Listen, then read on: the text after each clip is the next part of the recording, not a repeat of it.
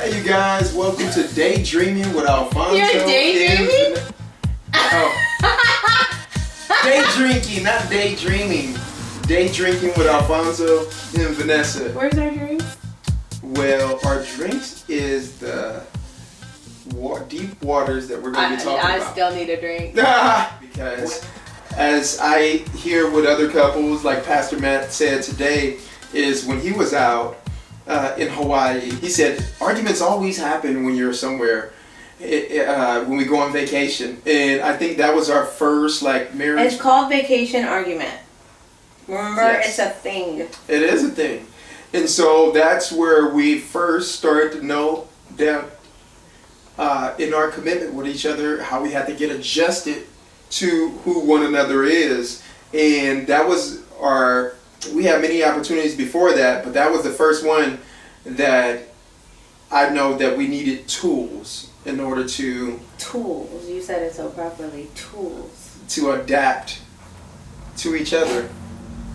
And so it's so many different tools, whether it's the 5 love languages, learning personalities, learning soul wounds, triggers, pain bodies. What tool do you think that helped us early on in our relationship? Nothing. It was the grace of God. Because I tried to divorce you 83 times.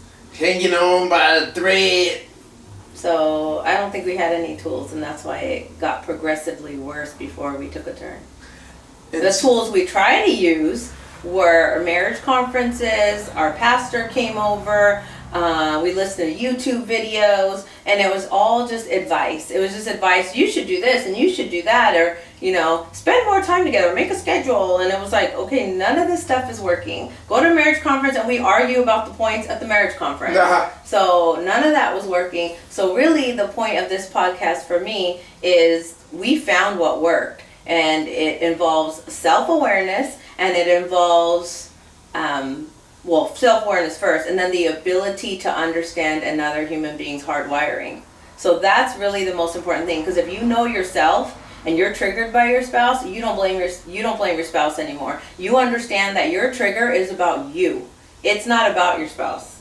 It's about you're getting upset over something that appears to be the truth, which puts you into stress chemistry, and depending on whatever your coping mechanisms are, you're going to spiral using those coping mechanisms. So at the end of the day, the tools that we were given, these $100 counseling sessions, we knew more than the counselor at the counseling session. But why, if we know more, we still can't get along? What the heck? And why do we get along so good as best friends? Because as best friends, you couldn't trigger me. Because as best friends, you didn't make that commitment. Like I always tell you, you signed up for this. As a best friend, you didn't sign up for this. As a husband, you signed up for this. And what does this mean? It means my belief system, what my hard wiring, what my life experience has taught me marriage is supposed to look like. And that's my own very unique experience. Then you have yours. And your belief system looks entirely different. So we're trying to blend this all together. We both think we're right.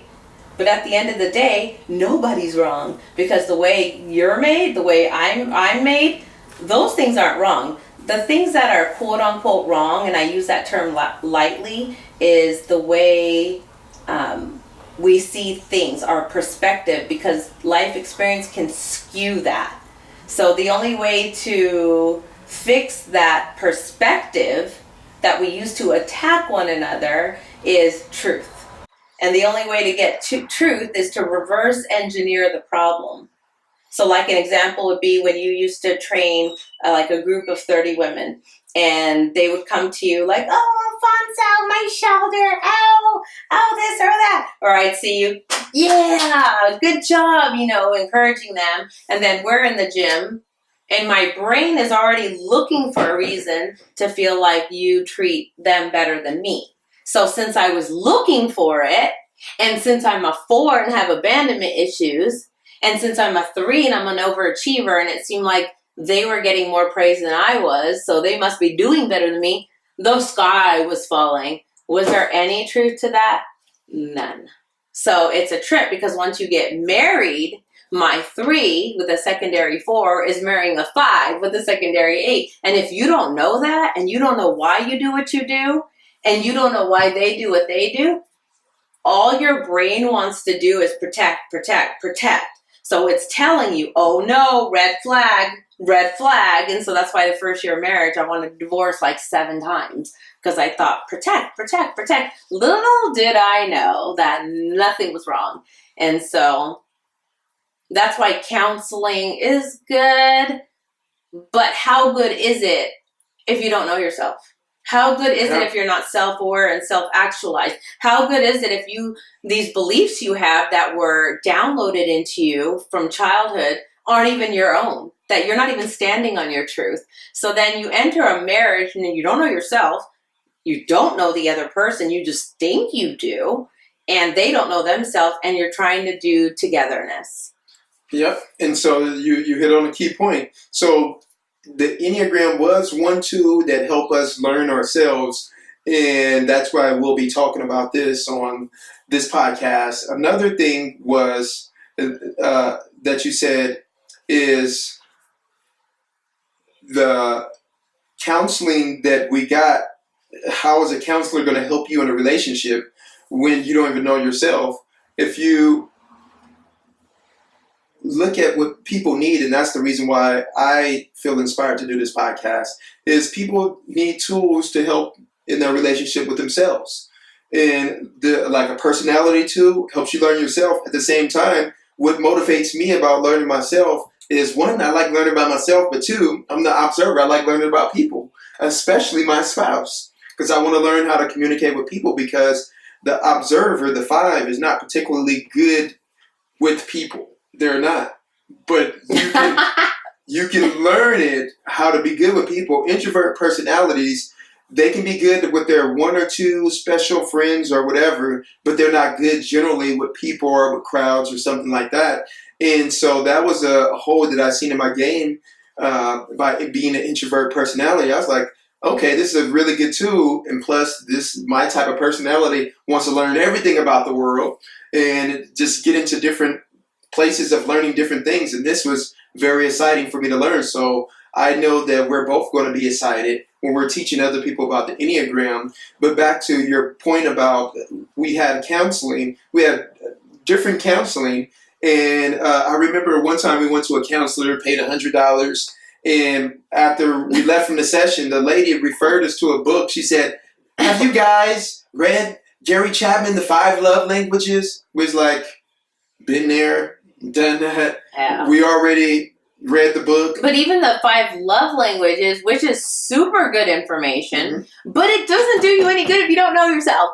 It doesn't do you any good. Like this morning when we were going for a walk, you said, your love language has changed. It used to be acts of service and gifts, but now I believe it's quality time. But it's because growing up, my parents, especially my mom, she gave us gifts because that's the way she showed love. And then she worked her butt off to... Is this rated? Can I say whatever? Say what it is. Your podcast. Okay, so she worked her butt off. You know that everybody gonna be listening to your podcast. It's gonna be on your... That's because they nosy. But my mom worked her butt off. 3 jobs, I remember at one time. My dad and mom both worked 3 jobs each to provide for us. So growing up, that's all I knew. That love is demonstrated through acts of service and gifts. Mm-hmm. And so when we first started dating, I'm like, yep, know my love languages, acts of service and gifts. But then how come I'm sad when we stopped working out together? How come I'm sad when, it felt like, but it was, I'm working 12, 13 hours a day, you're working 12, 13 hours a day, and then the weekend comes and we have all this stuff we have to do together and separately, but we do our separate first, and then it feels like there's 18 seconds left for us to be together. Now I feel like you gave me your sloppy second leftover time. But why would I be mad if that's not my love language? So it is, but I think it morphed into that. I don't think it was that initially, but the whole point of life, why we study the Enneagram and why we do what we do, why we're even doing this podcast, is to evolve. If you're not evolving, what are you doing? Or what can you do? What's that step you can take so you don't? And so today we did that. Today we got up, we did like 7,000 steps, taking Kodak to the park, etc. So what I So that's called evolving. So I take what I learn and I don't just let it go in and out. I take what I learn and I put it to use. And one thing I learned about myself is once I learn something, if I want to evolve, I have to teach it to somebody. So my thing is always like calling my mentor and telling her, guess what I learned? And then if I don't feel like it's ingrained, I'll call the bestie. So I'll call Sophia. Can I teach you something? And she knows. She doesn't say, well, why do you want to teach me something? She knows I'm teaching her for me. And then her learning from it is a byproduct. So evolving is like, it's huge. So we went through a really bad spell where we had to revive our relationship to get back on them tracks. And so what I called it is I called it upgrading your relationship. We had to upgrade our relationship because at a certain time, your relationship is running at 2.0. You're like, okay, well, you ran at 2.0. This computer's been running at this point and needs to be rebooted. And then it's some other things that you've learned, but you haven't applied. And one of the things that you showed me that our relationship wasn't up to par on, and that was quality time. And it wasn't just quality time because we got tons of pictures on the wall, and that's what duped me. I was like, look at all our pictures on the wall. It looks like a freaking Facebook mural of all of the places that we conquered as a couple. And this was just within the past year, that all of the places we've been, traveled, and all this other stuff. So I thought we were doing good on quality time. And I'm like, maybe we need to get divorced. And so I had to learn that the quality time you was looking for wasn't the big spectacular outings, going out on this date or going out on this trip. It was the not only day-to-day connection, it was the weekend connection of what we can do together on the weekend. And that's why when I started relearning the Gary Chapman 5 love languages, I started reapplying the love language of quality time to our relationship. But that's one of the ways that we upgraded our relationship. Of course, the second way is just working out together on a consistent basis. And so we work out weekly together. And by us working out weekly, that's been another effect of us sharing oxytocin and filling your love bank. And so part of upgrading your relationship, what I think for men is they have to get back into the gear that they was in when they first was pursuing that woman, now that they call their wife or their girlfriend or whatever. How do you get back into that gear? You have to pursue. And so that's what upgrading your relationship for a man means, is get back in pursuit mode. Because a woman wants to feel loved, adored, cherished, pursued. That P word is in there too. They just don't want to feel love in a man's type of way. They want to feel pursued. They want to feel like if somebody's coming home, that person who's coming home is really looking forward to seeing them when they get home.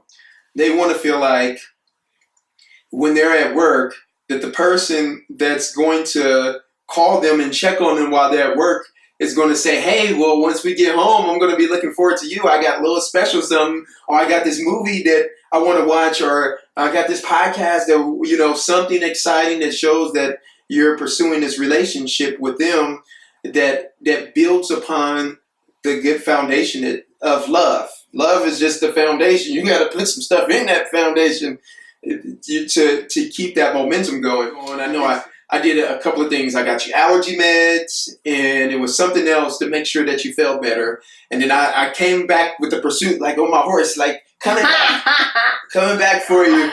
And then just to let men know that I didn't exactly get the response I wanted that day. And that's when I sent you that dissertation. Well, it was a question. It was a dissertation. And the question that was, yes, it was a dissertation. It was a big, long thing with a couple of questions in it. But it was a non-judgmental question. It was a question that said, hey, and this is what I call, is it the wrong pursuit or is it the wrong response? And so I asked you, I said, hey, I was, one day I was trying to pursue you, and then I know that you had a headache. And another day I was trying to pursue you, and then I know this was wrong. I said, but I tried to do this, this, and that. And I said, so I said, am I just pursuing you the wrong way? Or am I just getting the wrong response? And that's when your answer was so vulnerable. It wasn't like, oh, well, wrong response. No, it was so vulnerable to give me understanding where you were in order to draw us closer together with how vulnerable your response was. It gave me an understanding of you. And it also gave me the energy to not be hurt from the pursuit that gave me further momentum to want to pursue you even more the next day.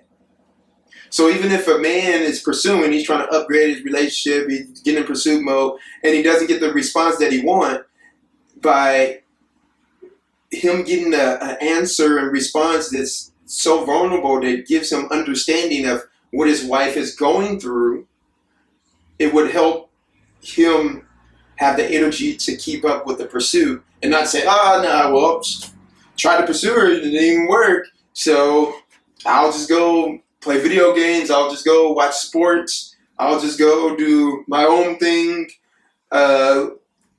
And that's how relationships become stagnant. So I want to ask you to speak to with your perspective of upgrading our relationship when I gave you the question and your response and how you feel your response touched our relationship. I have a prop. Oh. So this was homework for a book club that I do for work. And this is so funny. Well, they can't see it, but you can. And in the middle it says life. And then all around it, it has these, dandelions.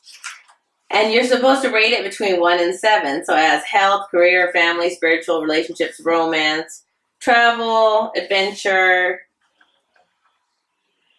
charitable, recreation, education. And so we had to rate them all. So mine were all 7s because I'm an overachiever. And the one that had a 4 was romance. Oh. And so when it was time to share this, and this was just Friday, I didn't even tell you this because I always have so much to tell you that there wasn't enough time. Nah. And so the 4, and it was funny because you had just sent me that text, the second text, and I was already feeling some type of way because my extended family, there was stuff going on, and then work, there's a lot of stuff going on, and then, then my immediate family, there's stuff going on, and then it just felt so overwhelming, and so it just so happened you sent me that text, and I'm like, just shoot me in the face already, because I just feel overwhelmed. And I started crying, because I was like, I'm just going to cry, because I just can't take it anymore, and then anyway, so then on my first work meeting was at 8 a.m. and my boss had said, hey, let's go over, the wheel of life to look at your balance.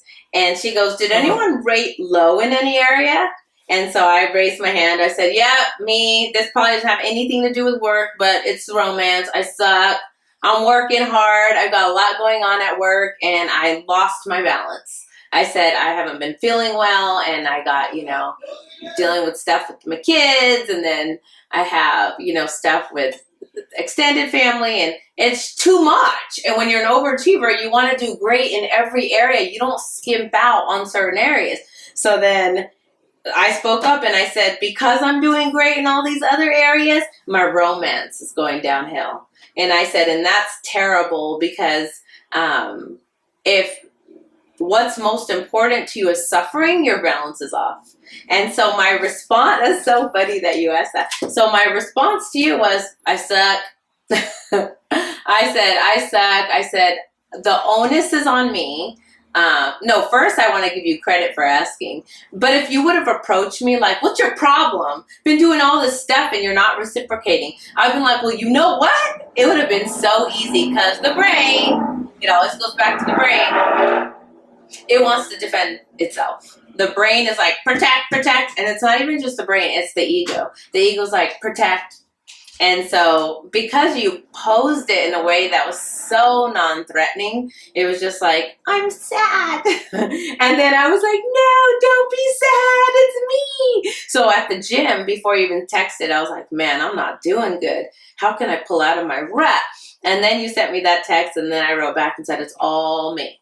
And I have all these things going on, and I'm a girl, and I'm a 3 and I'm a 4, and I said, I don't have boxes. I don't. Everything just spills all into each other. And so it doesn't matter what's going on, it's all spilling. And you, with your fancy boxes, was like... I like to compartmentalize. You were like, okay, so this box is good. This box is all right. It's fine. Nothing new happened there. This box, and I'm just like, oh my God. Like, no, it's still happening because X, Y, and Z. And then yesterday in the morning, I explained to you even further when I did the ugly cry. And I explained it all to you and said, well, it's because when I was little. And I explained all that to you. And then I think it gave you even more of an understanding. But I think at this point in our relationship, because I know me very well, and I'm working on myself every day, and I know you very well, and you came to me with compassion, and we stayed on the same team. So because you did that, I'm like, oh, this is great. Now I can just tell on myself because he's my protector. So my protector just wants to know what's going on with me. And so a protector doesn't just protect against like the stuff that comes from the outside world. It's also the stuff that's happening like spiritually or internally or emotionally. So let me just tell him. So I wrote you a dissertation. The second dissertation was so long that I'd never seen this happen on iPhone, but the text literally just had the first paragraph and it had an arrow. Many other words were spoken. And it was like, but then it was because it's like, I have the opportunity to speak truth. And when you can stand on your truth, and I'm like, you know what? If you're mad at me after this, there's nothing that I can say or do. And you weren't. You like totally got it. And then that day, because you approached me with love and not with anger, I worked all day to shift energy, because remember, I'm an empath. So I'm about energy. So I have to shift the energy and make sure, okay, one example was I got a phone call that triggered me. And it triggered me deep. It gave me anxiety. And you know, I'm not like a depressed type of person. I'm just not like that. I'm just really upbeat. And so when I got that, I'm like, okay, God, I'm like, can you give me a little help here? Is like something drop into my lap? Kid you not, I was driving and all of a sudden you hear on the radio, I am loving awareness. I said, what you say? And it's Ram Dass, the person I admire so much, saying that. So I'm like, do the work. The universe dropped it into your lap. Do the work. So I'm like, okay. So based on that phone call, I applied the fact that I'm loving awareness.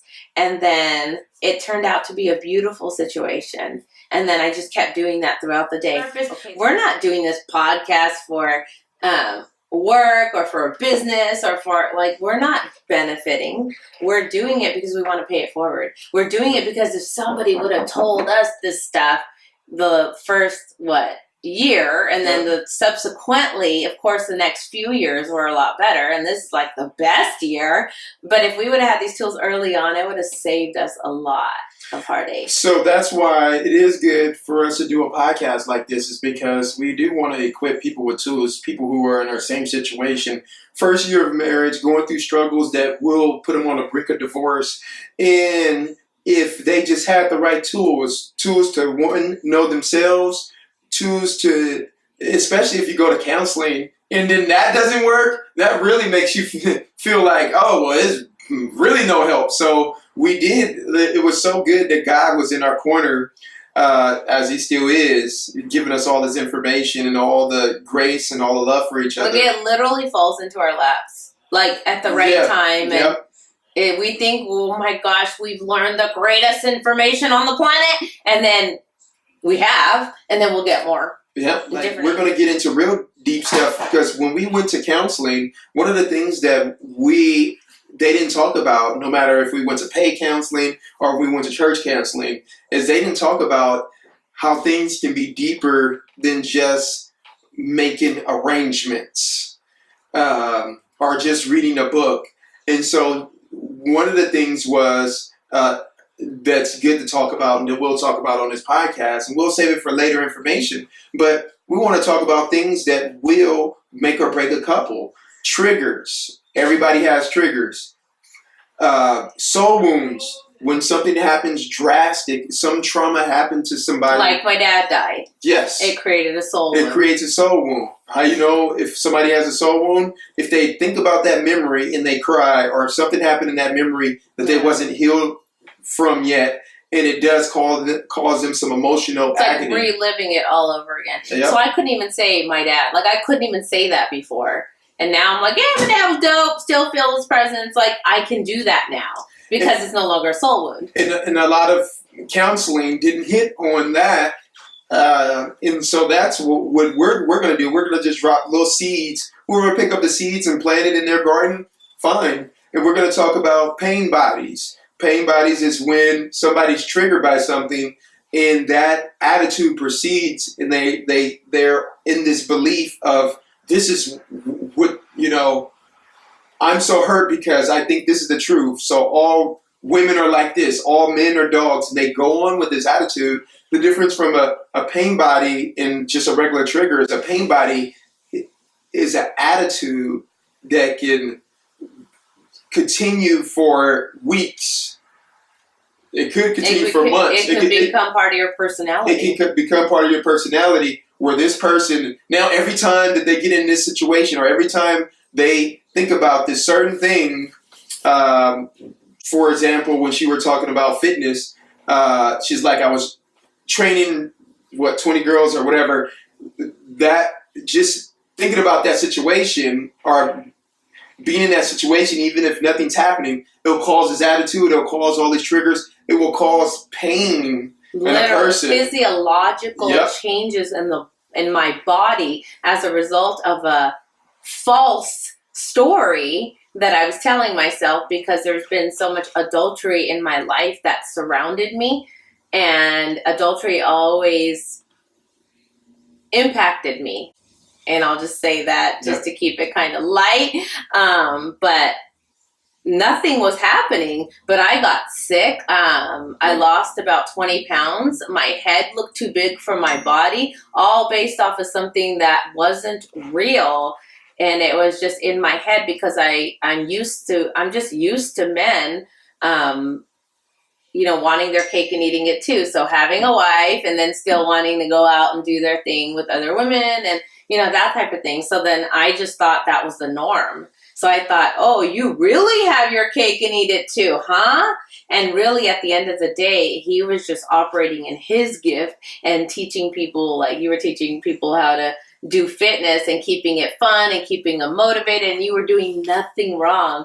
And I remember one day it was so bad for me that I was physically shaking, like my body was shaking, and I was having like heart palpitations. And I think it was because that girl kept on telling you about where her body hurts and stuff. And I'm like, girl, go to the doctor. And so I left and I did something that I've never done as an adult. And that's how I knew it was more than just me being dramatic. I went to my mom's house, and her and my stepdad opened the door, and I like collapsed in my mom's arms because I was shaking so bad. And I'm like, I have to leave Alfonso. He's so bad. And I was telling her, and she's just like, okay. Because she doesn't have that pain body, so she doesn't understand. And so at that time, your thought was, you're dramatic. But I was literally, physically, emotionally, mentally suffering deeply. And like you said, I was thinking that you're being dramatic. So if a husband or a wife don't know that their spouse is suffering with a pain body, they would just look at... No grace. Yeah, they would have no grace. They would look at it and be like, why are you blowing this out of proportion? And it's just like, I literally didn't do anything. And then they'll be like, you can ask anybody, I didn't do anything. But if that person is struggling with a pain body, it's a memory of some type of pain. Like she said, once a person is struggling with a pain body, it'll be good for their significant other to know what that is and identify that. So you're not going through the relationship like, man, I don't know, this girl tripping, or this person tripping, this guy tripping, he tripping over this little stuff. And so that's why we're doing this podcast, because we want to equip people with tools. Okay. You have to, if you want to maintain your career, your fitness, your friendships, your family relationships, your marriage, whatever it is that you're doing, if you want to win, and that means be in a healthy state, then this type of information that we're hoping to share in these upcoming podcasts, it's really to help you be a better human. And if you're someone like me, they're gonna think, this girl's jacked up. She's got pain bodies, and now she's got body dysmorphia disorder. Yep, I do. So someone with body dysmorphia disorder, let's say I'm single, right? And I come across this podcast, if I don't have a good relationship with myself and I have body dysmorphia, I'm already struggling. I'm already at a disadvantage, right? But if I start to learn, I'm a 3, that's probably why I have it, because I have an inner critic. So that inner critic never turns off. That's part of being a 3. And then, I have the 4, which is not good enough.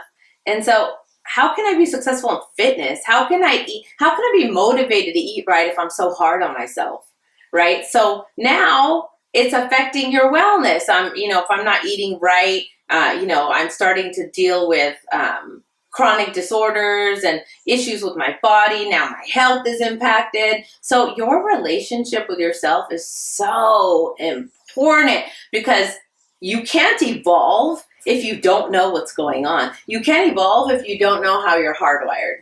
If you don't know you're a 3 and you're an overachiever, I used to think everybody was an overachiever. I used to think I tell you all the time, when I was 19 and I was renting a house and I just got roommates and I was in school and I was doing an internship and what were other people doing? And I just think it's normal. I didn't know that wasn't normal, right? But I have to know how being wired like that is going to affect my life and my humanity. Like, people always tell me, oh my gosh, you have so much self-discipline. Like at work, when I don't eat the things people bring in or potlucks or parties, I don't eat that stuff.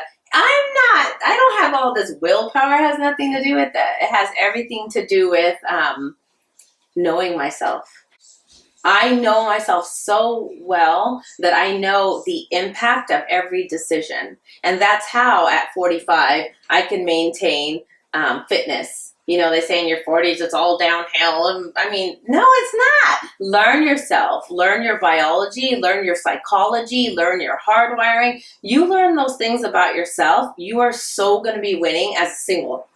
But then you enter into a relationship and you apply, those skills and learn your partner. Oh my gosh, you're going to be so ahead of the game.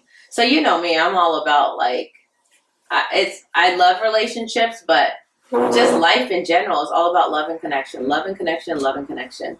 And you can't even do love right if you don't know yourself. You just can't.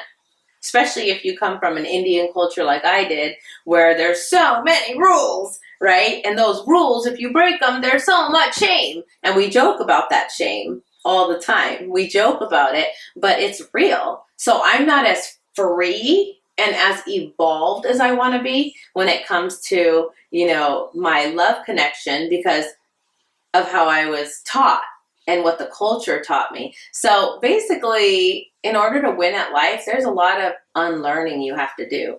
Culturally, like from teachers, from even parents. I mean, I get it wrong with my kids. So yeah, they're going to have to unlearn some things I taught them. But it all starts with my love for myself and my awareness of myself. That's how I can be a better wife. That's how I can be a better mom, better employee, better leader at work, etc. Yes, and I'm sure everybody wants to have all that going on in their life. And you're right, it does sprout out from the foundation of evolving oneself. It's probably the biggest challenge for love. Love's biggest challenge is hurt. Yep. If someone's hurt, then it's so challenging to reach out. It's so challenging to want to do anything nice. Or if you want to upgrade your relationship, guess what? If you hurt, you ain't going to want to pursue. Hurt coupled with ego, because the ego's straight up going to drive you in the wrong direction. Yep.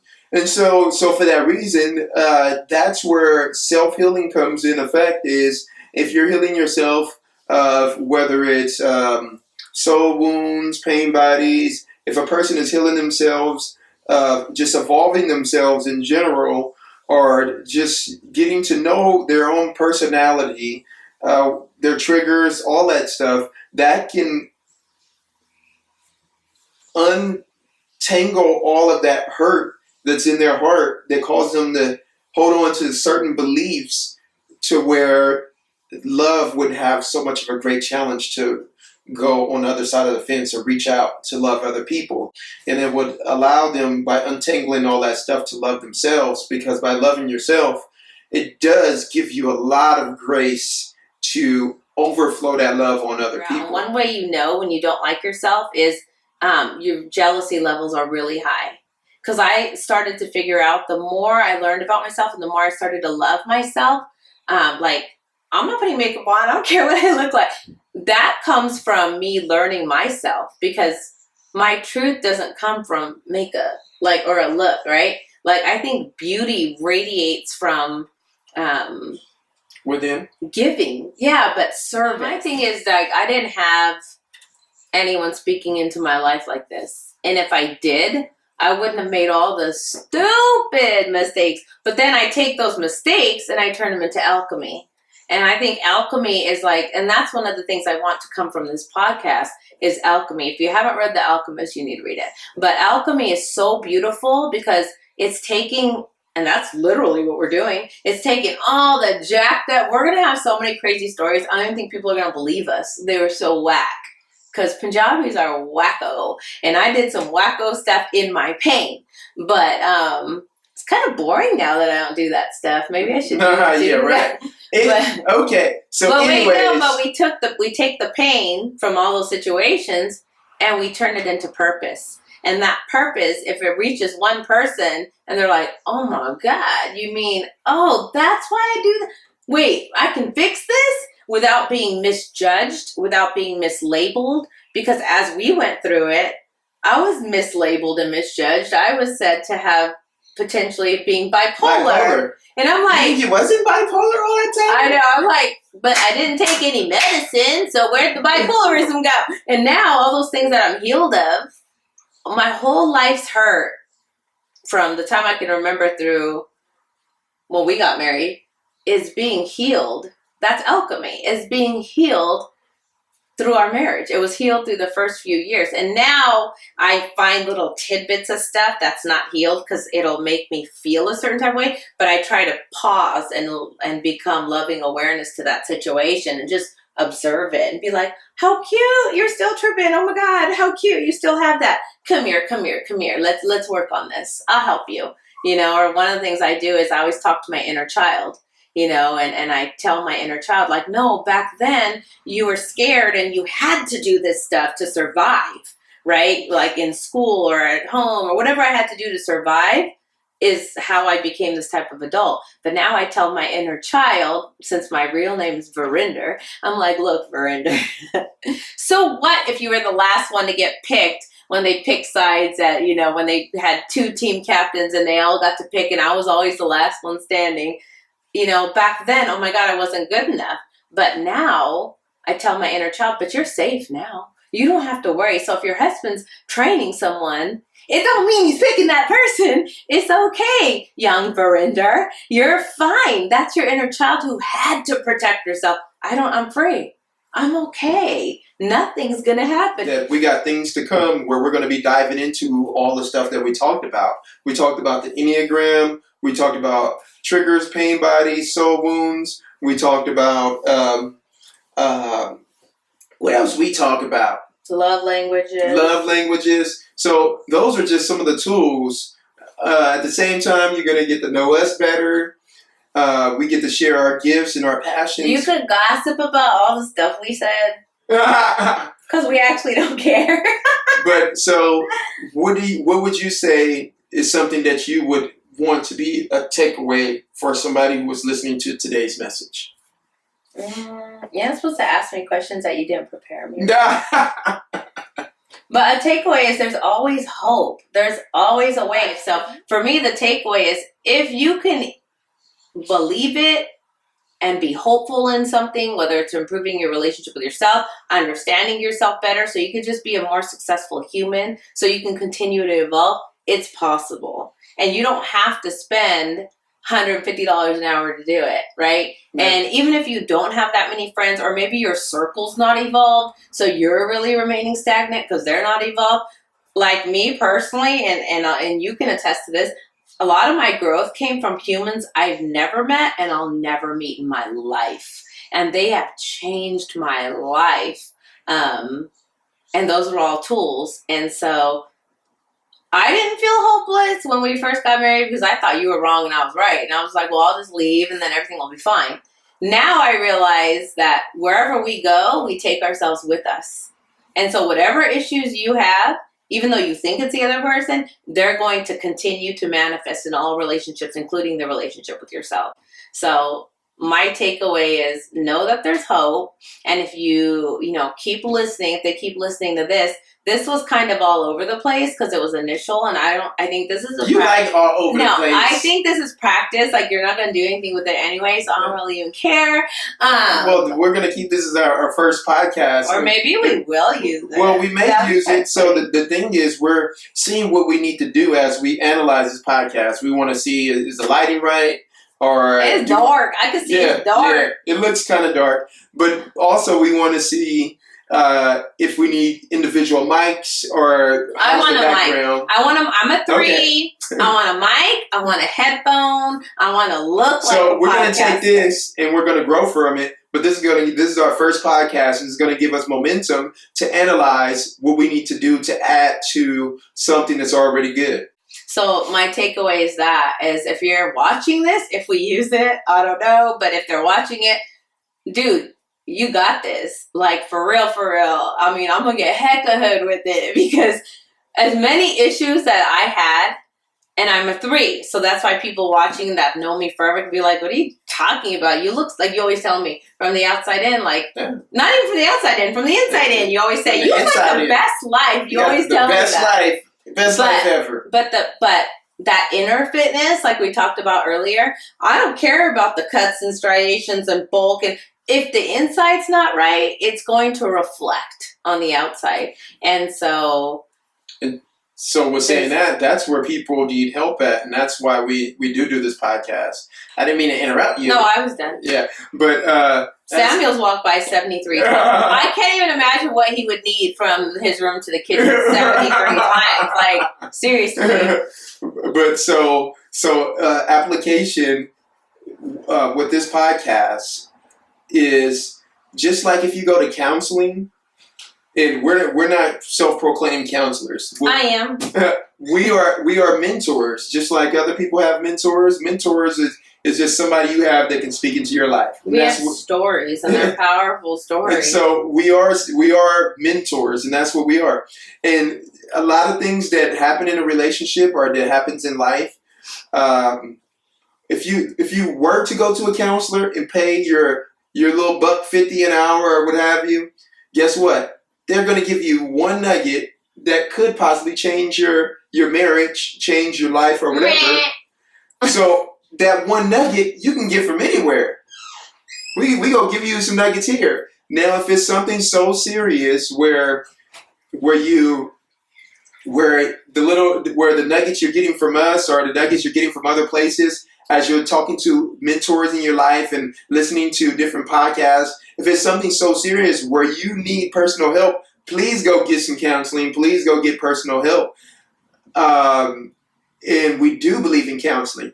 What I'm saying is there's no segue in between somebody not needing or not getting counseling or not needing. I'm going to say not needed because you can have mentors, you got people speaking in your life, you can evolve as a human without having to have counseling. So not needing counseling and a person that needs to go to counseling, there's no in-between space in between that. The in-between space is really mentors, where every day in life, a person doesn't need counseling. 78. But for that reason, it's good for a person to have mentors, and mentors is what keeps you from going to having to go to a counseling session and pay all that money an hour. And for that reason, specifically to relationships, because I think that podcasts are, in general, they're good personal life mentors. They're good for life application, and they're good for what's that thing when you're self development. There's a lot of self development tools out there. The self development industry is huge. And you have the Tony Robbinsons, you have the ETs, and all that stuff. One of the industries that I don't see as huge is the relationship development industry. And that's where we want to tap into a little bit, because self-development, you got so many different people doing self-development, but when your relationship is in trouble, who can you send a letter to, an email to, or who can you get nuggets for that is specifically speaking to those relationships? And so that's where we come. And the other thing is, everything's too formal in this world. That's why I don't like structure so much. Because you go to counselor and it's like, okay, you have that problem, diagnosis, here's the diagnosis, that's a problem. What about the stuff that the human eyes can't see? What about the stuff where there's no language? You can't, like, I couldn't do it. I couldn't put language to what I was feeling, what I was going through, because I didn't know. And that's why I want to do this podcast, because there's things like that your physical eyes can't see. There's things that that for me, I get intuitively. And I'm like, this person's feeling this, or this is happening, or I'll get a text and then I'll show it to you and you're like, so? I'm like, this is what's going to happen next. You're like, how do you know? I know intuitively. So there's things just from a spiritual perspective where I'm like, my knower just knows. And there's people out there that don't know, like me, I'm a 4. There's 4s where we have things that our knower knows what it is, but we don't know how to put language to it. And a counselor is so textbook, like we learned from that person we ran into at Cabo on the boat. She was a mental health specialist, and we were talking about the Enneagram and stuff, just like we're talking about today. She was like, huh? Mm-hmm. And I'm going, what do you mean, huh? And I'm like, no, we're doing podcasts. Because if she doesn't know, then it wasn't in her book, then there's apparently no solution for it. Like when I tied back around with the pastor when he came to help us, and it didn't work out. I don't know. It could have been like 9 months later, a year later. I don't know what the timing was. But he came and he visited me at work, and I was telling him, there's no way you could have helped us. Not because you're not a good person, because you're amazing, but it's because you didn't know what my triggers and my pain bodies and my soul wounds, and Alfonso's as well, like you didn't know that stuff. You were giving us practical solutions, and he's an 8, so he was giving us 8 solutions. And that doesn't work for a 4.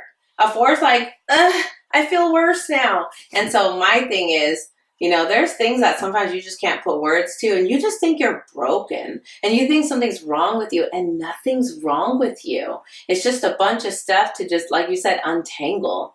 And then once you untangle it and you look at it and you embrace it with love and grace, it changes the whole game. Because if you can deal with your stuff, your issues with love and grace, you just change the whole game. And a counselor might not understand it because it might not be in the book. But since I'm in the heart triad, if there's a counselor that's in the body triad or the head triad, they're not going to necessarily understand someone like me. That's right. Because I'm very complex. You are. Because I'm a whole mood. Nah. Okay. All right, so we're pretty much finished with this podcast. We go wrap it up and say thank you guys for listening. Watching. And listening. Don't just watch me whip. Come with the mirrors too and listen. Nah, I'm joking. Anyways, so thank you guys for listening to Day Drinking. We better finish up before it gets almost dark out here. We go be night drinking.